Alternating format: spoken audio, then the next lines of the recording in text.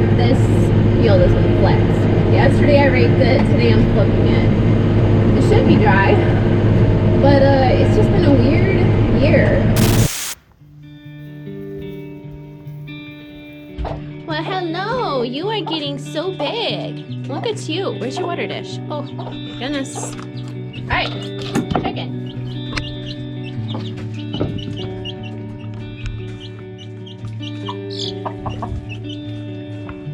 There. There's your food. See you now.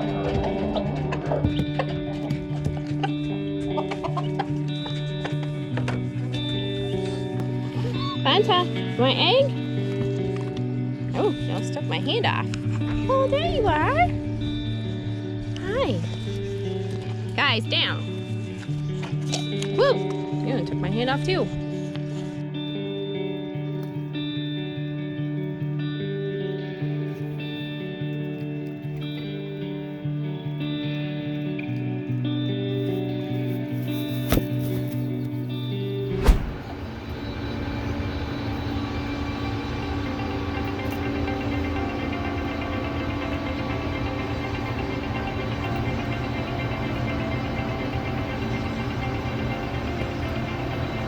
That's so tasty. Is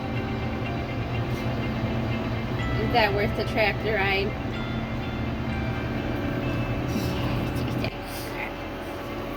This year's second cut was a crazy one. First cut was crazy, it dried extra fast, but second cutting this time around, it seemed to take forever to dry. Normally, I don't need to rake more than once, especially if I ted the hay first. But this time, I had to rake right before every single baling day. I've never had to do that before. But this was also the thickest second cut we've ever gotten, and it became pretty apparent that things are not going very well from the get-go. Alright, so I'm busy baling the first couple fields. I didn't bring my GoPro because just kind of whipping it. So the air conditioning quit working in the tractor, which was so much fun. We were both just dying, sweating. Well, she wasn't sweating, she was panting. I was sweating. But we got it figured out. It was a clogged air filter, which we got to replace them, but we managed to get them blown out enough to get it going. So it's back to being cold just in time for the sun to start setting. This hay is much thicker than it usually is for second cutting. Yeah, so spin them out. I don't know what she's doing. Is it apparently chewing on something down there? Eat it. Eat it down. Alright, so I figured real quick I should check and see how many bales I've done so far. 264. So that was 1,121 originally. So about 150 bales. So that was for, I don't know, 2 acres up front and 2 acres here. So 150 bales for 5 acres. I did not moisture test them, so Eric's probably going to be a little mad that I didn't. Well, there he is. Setting them bales up there. Here he comes. Come here, pup. Daddy.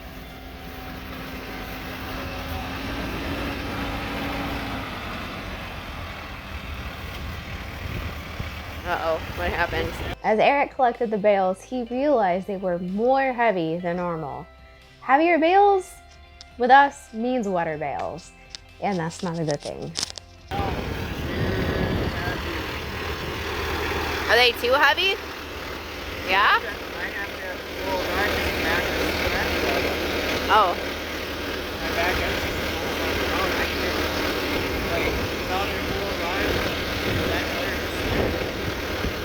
After I went back through and moisture probed them, some of the bales were over 30% moisture.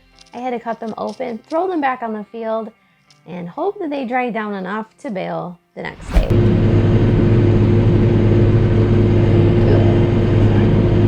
Alright, so I'm back out flipping hay again. Well, it's the first time this field has been flipped. Yesterday I raked it, today I'm flipping it. It should be dry, But it's just been a weird year. The way this is drying is more like first cutting. And the way first cutting dried was more like second cutting. So, all of the hay that I baled yesterday was at about anywhere from 14 to 30% moisture, depending on the area. Unfortunately, Eric can't take more than half of a day off to do hay. He's busy at work. So if we can't get hay done in a specified amount of time, there's a very good chance I might end up having to do it all myself the next day. So it's a race against the clock to try to get as much done as possible. The first night was a fail. The second day, I'm out there flipping the hay, hoping there's enough time to get it dry before Eric comes home to help with baling.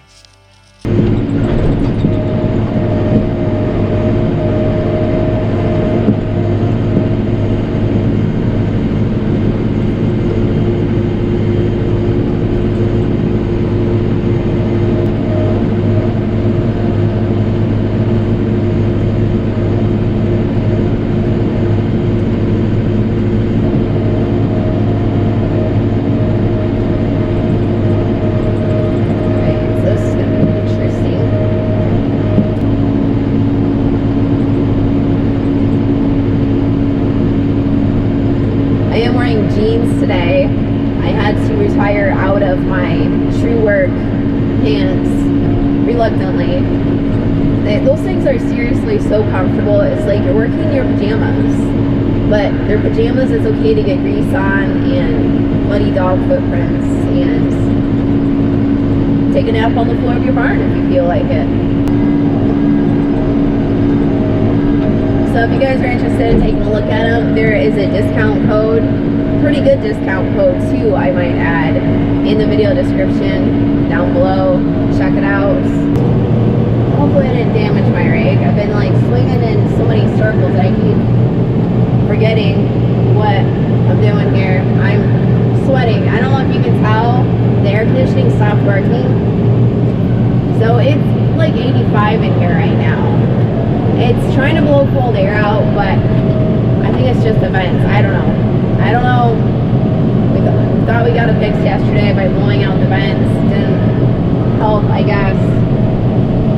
So, baling, which is the one thing that you don't want to have the windows open for because of the noise and the dust, I might have to deal with both. I don't know. I mean, it's blowing out a little bit of air, but not enough. Like, it's hot up here. Down here where the dog is, it's pretty good, but up here, whew. I gotta try and drag this baler through my windrows. Try not to, but don't have a choice. Ah! We got the edge of that one. Let's see. I gotta shove this puppy out. Right now he's in tow mode, so I gotta un-tow mode him. Be right back.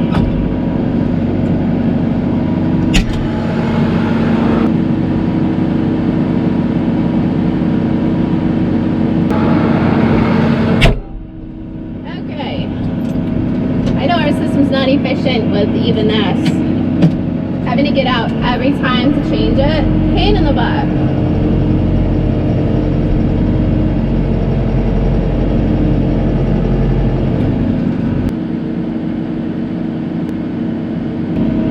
Oh shoot, I forgot to lower it.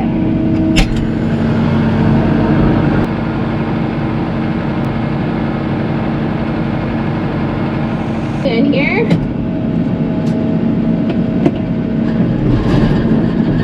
So it's going to be really loud, guys. I'm sorry. Alright.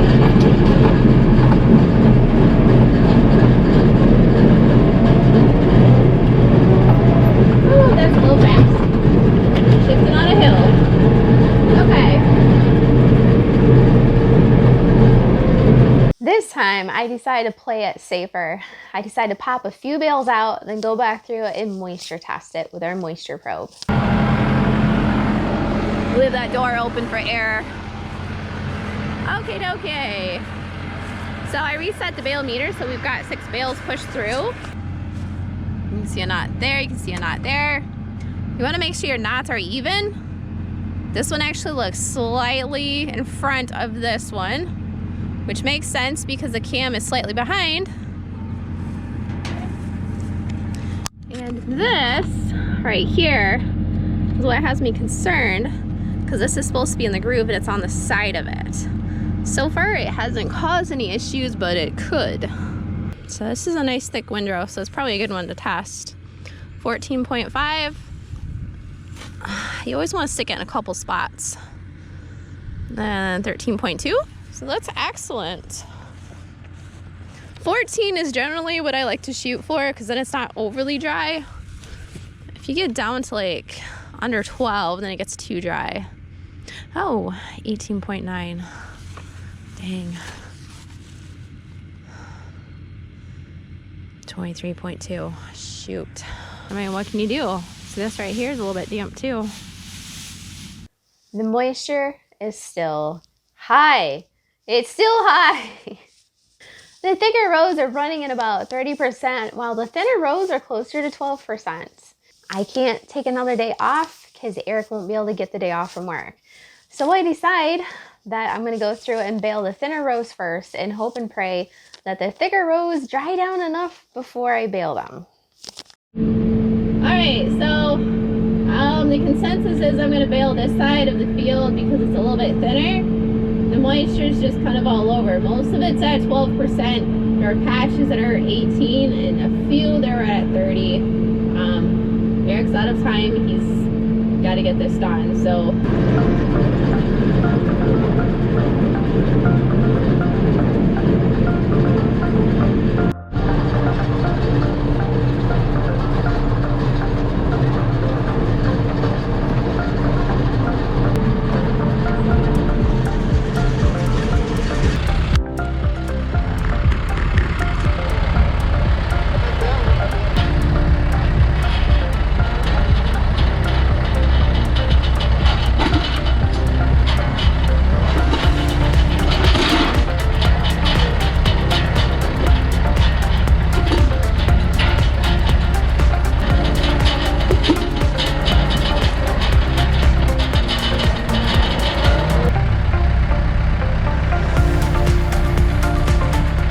Now, while the Maxilator is definitely better than using the bale carts and better than using a hay wagon because it requires less manpower and less body labor.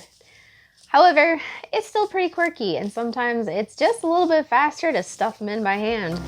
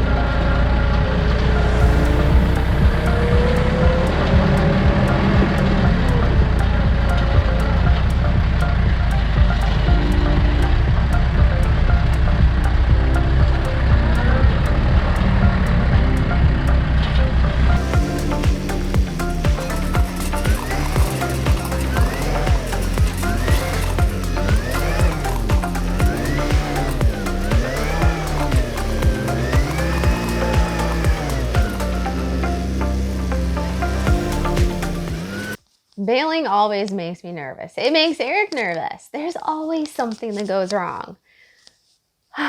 So I was very thankful this year.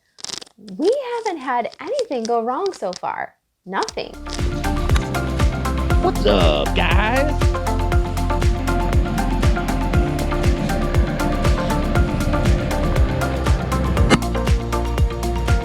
Bale in one place.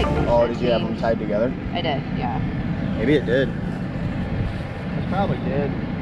But it seemed like it would have done it a long time ago. But I don't know. No, it just started a new one. As I can tell. Now the baler always breaks bales, typically when it switches into a new roll. That's not uncommon. Sometimes my tying job just slides and the bales break open. Another time it likes to bust bales is not really busting bales, but just refusing to tie knots. If you push too much material through this baler, 575 high capacity baler, even though it's high capacity, it'll spit out a high capacity bale, a really big long one with no knots. In trying to load a massively long 20-foot bale, I don't know, I have yet to figure out how to do that. So we try to keep ours more within a reasonable 36 inches.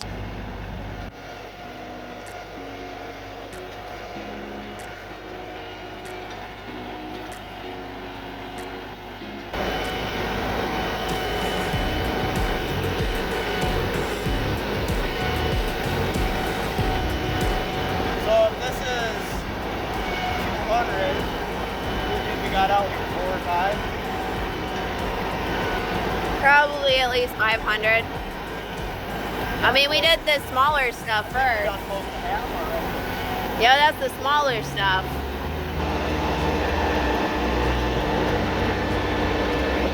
Say bye to the hay carts. Good thing we have this TYM tractor. Yeah, otherwise you'd be stuck with a skid steer. It'd be up a creek without a paddle.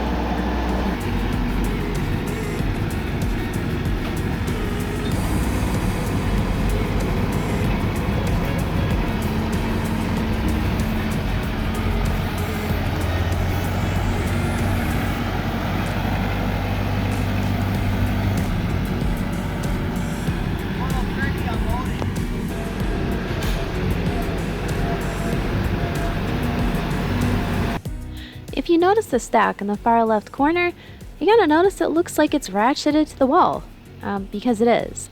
That one we forgot how we had done the system last year and we followed the manufacturer's directions. It didn't turn out so good. The way you really need to do it is to pull all of the rails off except for the one you see right here on the far right side. When you pull off all the rails after you've collected everything into groups of 10, then you can re-grab the group, scooch it together, stack it tightly on the trailer, then unstack it tightly into the barn. As you can see, it makes a massive difference. I'm not sure the manufacturers actually ever used the system because their directions are quite flawed. But if you do it in this manner, it's going to work a lot better. But it's one of those things you just have to play around with and find the best way to use it. Ugh.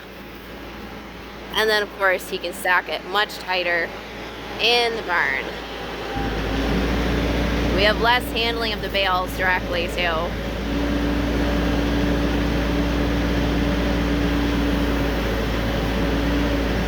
And, of course, he's cross-stacking his bales. These are groups of 10. So you've got dog licking my leg. What are you doing? What are you doing, crazy? So you've got two groups of 4, which is 8, and then you've got 2 going crosswise to make 10. So when you stack it on the trailer, you go one direction and then you go the other direction.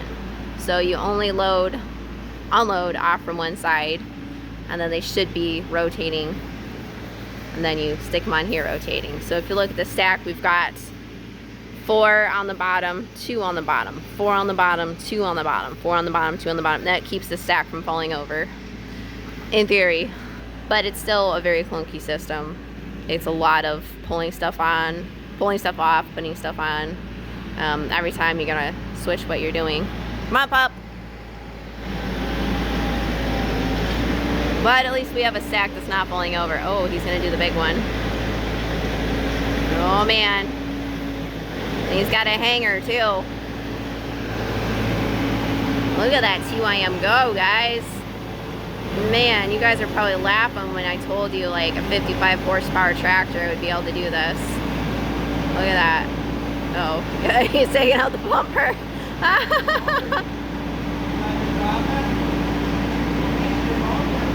Yeah, just drop it.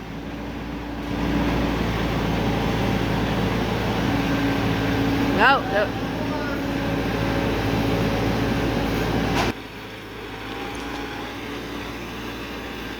No, I think if you were just going to have a dedicated tractor just for grappling, a hydrostat would be the way to go. You're going to be able to do it a lot faster. But she's not doing just bales. She's doing pasture stuff. She's cutting hay. She's doing all sorts of stuff like that. So that's why she's a geared tractor and not a hydrostat tractor. I know you guys have asked me about that, but that's the reason. Bye, guys. And we had the dogs corralled earlier, but... Oh. Okay, here we go. The last one, guys.